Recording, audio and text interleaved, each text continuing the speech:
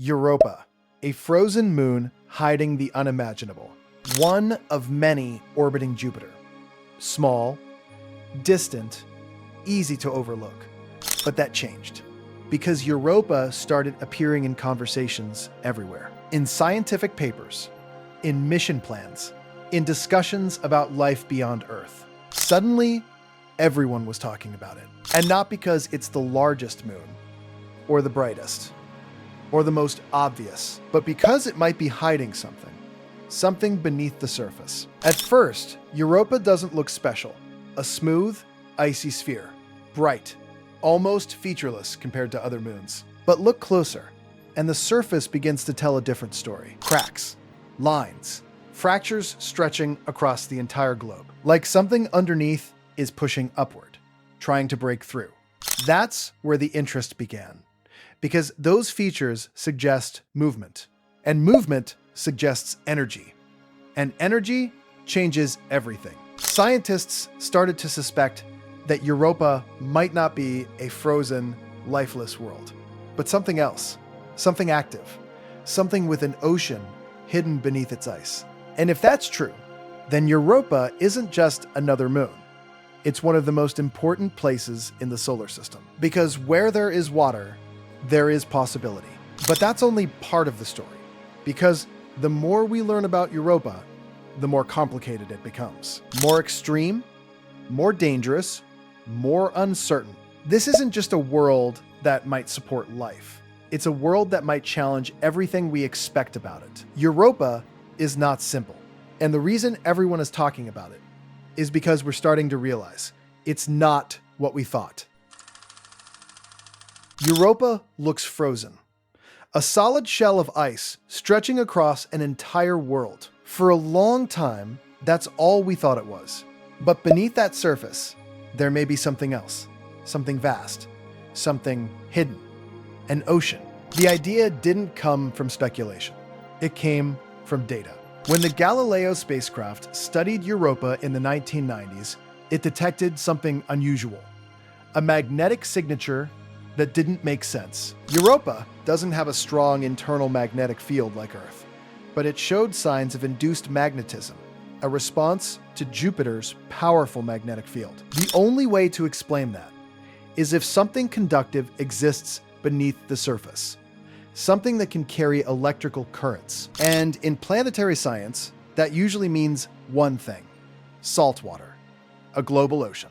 Not a small lake, not isolated pockets, but an ocean that may cover the entire moon, trapped beneath a thick layer of ice. Estimates suggest this ocean could be tens to hundreds of kilometers deep, deeper than any ocean on Earth, hidden under an icy crust that may be anywhere from 10 to 30 kilometers thick. That changes everything, because water is not just important, it's essential. Everywhere we find life on Earth, we find water. Even in extreme environments, deep under ice, near hydrothermal vents, in complete darkness, life exists. So the question becomes unavoidable. If Europa has water, could it have life? But it's not that simple, because an ocean alone is not enough. Life also needs energy. And that's where Europa becomes even more interesting. Jupiter's gravity constantly pulls on Europa, stretching and squeezing it. This creates tidal heating, friction inside the moon that generates heat. Enough to keep the ocean from freezing, enough to potentially drive chemical reactions at the ocean floor. In other words, Europa doesn't just have water. It has water and energy, the two key ingredients for life. But that doesn't make it safe, because what lies beneath that ice is not just unknown. It may be far more extreme than we imagine. If Europa truly has a global ocean, then it isn't just interesting, it's overwhelming, because the amount of water it may contain is enormous. Earth is known as the blue planet for a reason. Over 70% of its surface is covered in oceans. But those oceans are relatively shallow compared to the size of the planet. On average, Earth's oceans are about 3 to 4 kilometers deep, deep enough to sustain life, but still thin compared to the planet's radius. Europa is different.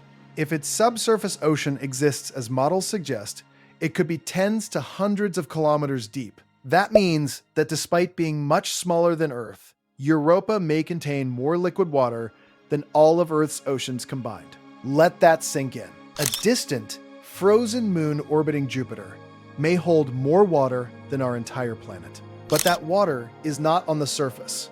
It is sealed beneath ice, locked away from sunlight, hidden from direct observation, and completely dark. This is not an ocean like Earth's.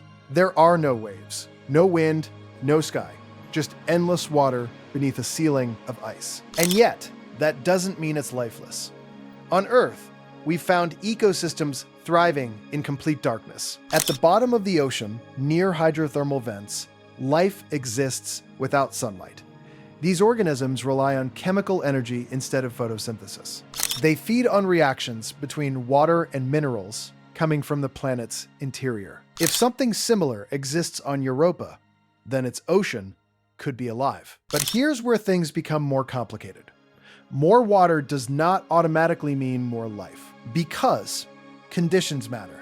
Europa's ocean is under immense pressure. The deeper you go, the greater the weight of the water above. At extreme depths, water behaves differently. Chemistry changes. Reactions slow down or accelerate in unpredictable ways. And then there's the ice. That thick outer shell separates the ocean from the surface, which means no direct sunlight ever reaches the water below. Energy must come from within, from tidal heating, from chemical interactions, possibly from a rocky seafloor. If those energy sources are weak, then the ocean could be vast, but quiet, cold, dark, still.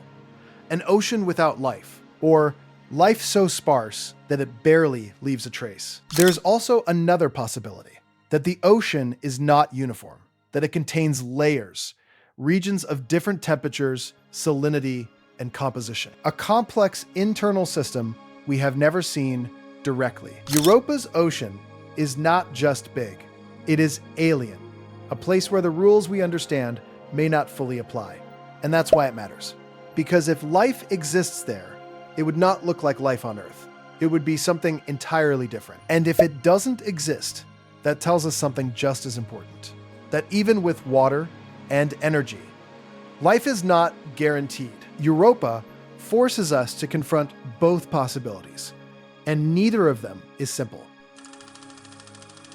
Europa's surface looks smooth at first, bright, clean, almost untouched. But that illusion doesn't last, because the closer we look, the more fractured it becomes. Europa is covered in a vast network of cracks, long, dark lines stretching across the entire moon.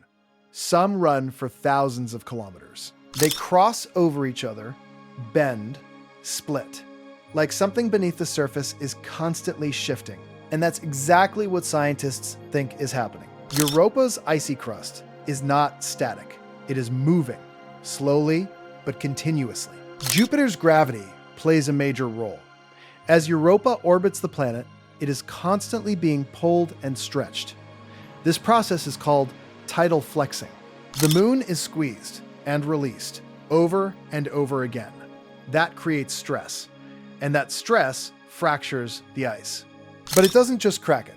In some places, the ice appears to separate, drift, and refreeze, almost like tectonic plates on Earth, except instead of rock, it's ice. This suggests that Europa's surface may be geologically active, not in the way Earth is, but active enough to reshape itself over time. What do you think about it? Comment. Some regions appear relatively young, meaning they've been resurfaced more recently. That implies that material from below may be rising upward, possibly even water from the ocean beneath. There is evidence that some cracks may allow liquid water to reach the surface, or at least get close. In certain areas, scientists have observed features that resemble frozen eruptions. Plumes have even been suspected, jets of water vapor escaping into space. If confirmed, that would be a major breakthrough, because it would mean we could study Europa's ocean without drilling through kilometers of ice. We could sample it directly. But the instability of the surface also creates problems. If the ice is shifting, cracking, and reforming, then it may not be as stable as it looks. Future missions will need to land there, operate there, possibly build structures.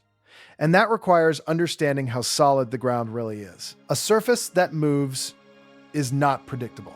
There's also the question of thickness. In some areas, the ice may be relatively thin. In others, much thicker.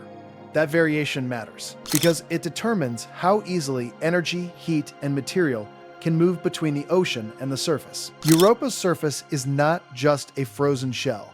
It is a dynamic boundary, a barrier, but also a bridge. And the more it breaks, the more it reveals what lies beneath. Europa might have water. It might have energy. It might even have the conditions for life. But there is a problem, a major one: radiation. Europa orbits within the influence of Jupiter, and that puts it in one of the most dangerous environments in the solar system. Jupiter has an enormous magnetic field. It traps charged particles, electrons and ions, and accelerates them to extreme energies. This creates powerful radiation belts surrounding the planet. Europa sits right inside them. The result is constant bombardment. High-energy particles slam into the moon's surface, breaking apart molecules and altering its chemistry. Radiation levels on Europa are intense, far beyond what humans can tolerate. A person standing on its surface would receive a lethal dose in minutes. This changes how we think about habitability. Because while the ocean beneath the ice may be shielded, the surface is not. Everything exposed is constantly being altered. Water molecules can be split apart. Organic compounds can be destroyed. Any potential life near the surface would struggle to survive. But radiation doesn't just destroy, it also creates. When high-energy particles interact with the ice, they trigger chemical reactions. They produce oxidants, compounds like oxygen and hydrogen peroxide. These can accumulate on the surface, and over time, they may be transported down into the ocean below through cracks and movement in the ice. That creates an interesting possibility. Radiation may actually help provide energy for life, not directly, but indirectly, by producing chemical ingredients that could be used by organisms in the ocean. Still, the environment is extreme. Any mission to Europa must deal with this. Spacecraft electronics must be shielded. Systems must survive long enough to collect data. Even robotic missions face serious challenges. The radiation is not just a background condition. It is a dominant force, and it affects everything. Surface chemistry, exploration strategy, potential habitability. Europa may have the ingredients for life, but it is not a gentle environment. It is a place where energy comes at a cost, where conditions are shaped by forces that are both destructive and transformative. Radiation is not just a problem. It is part of what makes Europa what it is. And it's one of the reasons this moon is far more dangerous than we first imagined. If Europa has water and energy, then the question becomes unavoidable. Could something be alive there? Not on the surface. That's too hostile, too exposed to radiation, too unstable. But beneath the ice, in the dark ocean below, that's where the possibility exists. On Earth, life has adapted to extreme environments. Deep in the ocean, far from sunlight, entire ecosystems exist around hydrothermal vents. These environments are completely dark. Temperatures vary dramatically. Pressure is immense. And yet, life thrives. Not using sunlight, but using chemistry. Microorganisms feed on chemical reactions, converting energy from minerals and heat into biological processes. If Europa has a rocky seafloor, and if that seafloor is interacting with water, then similar reactions could occur. That means energy. And where there is energy, there is potential for life. But this wouldn't be life as we know it. Not plants, not animals, at least not in familiar forms. If life exists on Europa, it would likely be microscopic, simple, adapted to darkness, pressure, and cold, or possibly heat, depending on conditions at the ocean floor. There's also another possibility, that life could exist in layers, different ecosystems at different depths, regions where chemistry varies, where energy is more or less available. A complex environment hidden beneath kilometers of ice. But there's also a harder truth. Even with water and energy, life is not guaranteed. Europa may have everything it needs and still be lifeless. A silent ocean, vast, but empty. That's what makes it so important. Because finding life there, even the simplest form, would change everything. It would mean life is not unique to Earth, that it can emerge in completely different environments. But if we don't find it, that tells us something too, that the conditions for life are more fragile than we thought. Europa holds that answer, and we don't know which way it goes. Europa sounds promising. Water, energy, movement, all the right ingredients. But that doesn't mean it's habitable, because extreme environments don't just support life, they can prevent it. Europa's ocean is hidden beneath kilometers of ice. That isolation is important. On Earth, life depends on cycles, interactions between atmosphere, oceans, and land. Nutrients move, energy flows, systems connect. Europa may not have that. Its ocean could be sealed off for millions, even billions of years. If nutrients are limited, life may struggle to begin, or to sustain itself. Then there's pressure. Europa's ocean is incredibly deep. The weight of that water creates pressures far beyond anything most life on Earth experiences. At those depths, chemistry behaves differently. Reactions slow, structures change. Even if life exists, it may be rare, sparse, difficult to detect. Temperature is another factor. While tidal heating may keep parts of the ocean liquid, large regions could be extremely cold, near freezing. Low-energy environments where biological activity is minimal. And then there's radiation, indirectly. While the ice shell protects the ocean, radiation alters the surface chemistry. If oxidants are delivered downward, they could provide energy. But they could also disrupt delicate chemical balances. Too much instability and complex chemistry becomes difficult. Europa is not Earth. It is not balanced. It is extreme. Every advantage comes with a challenge. Water exists, but isolated. Energy exists, but uneven. Chemistry exists, but unstable. This is not a calm ocean world. It is a stressed system, a place where conditions may allow life or prevent it entirely. And until we go there, we won't know which one is true. For decades, Europa has been a mystery, observed from a distance, studied through data, modeled, but never directly explored.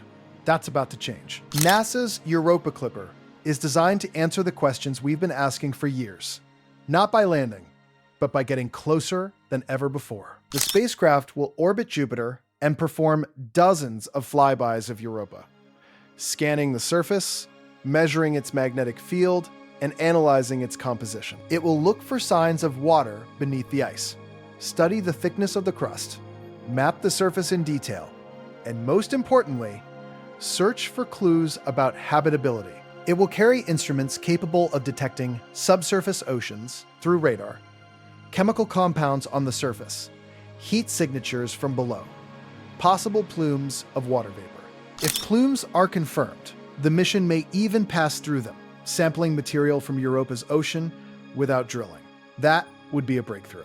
Because reaching the ocean directly is incredibly difficult. The ice shell is thick, harsh, unpredictable. But Europa Clipper offers another path: indirect exploration. Careful measurement, building a clearer picture of what lies beneath. This mission is not just about Europa.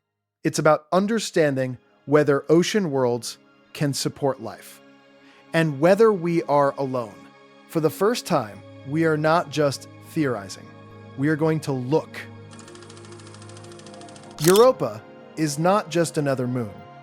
It represents a shift in how we search for life. For a long time, scientists focused on planets like Earth, places with sunlight, atmosphere, and surface water. But Europa shows a different possibility. Life doesn't need to exist on the surface. It can exist below it, hidden, protected, independent from sunlight. That changes the search entirely. Because if life can exist in oceans beneath ice, then similar worlds across the universe become candidates: moons, icy planets, hidden oceans we cannot see directly. Europa expands the map of where life could be, but it also forces us to rethink what life requires. Not just water, not just energy, but the right balance between them. Too much instability, and life may not form. Too little energy, and it may not survive. Europa sits at that edge, and studying it will help us understand where that boundary lies. So yeah, Europa is not what we thought it was. Not just a frozen moon, not just another world orbiting Jupiter. It is something else. A place with a hidden ocean, a surface that moves, an environment shaped by extreme forces. It could be one of the best places to find life, or one of the most hostile. We don't know yet, but we're getting closer. Because Europa is no longer just a possibility, it's a target. And what we find there could change everything.